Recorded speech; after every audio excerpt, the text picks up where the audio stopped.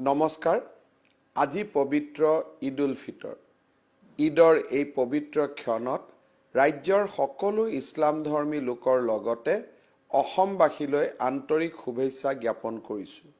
মাহজোৰা ৰমজানৰ ৰোজা সমাপ্ত কৰি ঈদ উদযাপনেৰে বিশ্ব শান্তি আৰু ভাতৃত্ববোধৰ বাৰ্তা প্ৰেৰণ কৰাৰ সময় কৰোনাৰ ভয়াবহতাৰ বাবে এইবাৰৰ ঈদ কিছু সীমিত পৰিসৰত উদযাপন কৰিব লগা হৈছে কিন্তু শান্তি সমন্বয় আৰু সম্প্ৰীতি ৰক্ষাৰ পবিত্ৰ উৎসৱ হিচাপে ঈদৰ মহত্ব সকলোৰে হৃদয়ত উজ্জ্বল হৈ আছে থাকিব এইবাৰৰ ঈদে বিঘিনি আঁতৰাই সকলোৰে মনবোৰ পোহৰাই তুলক শুভ দিনৰ আগমন হওক তাৰ কামনা কৰিছোঁ পুনৰ সকলোকে জনাইছোঁ ঈদ মুবাৰক ঈদৰ সমান্তৰালভাৱে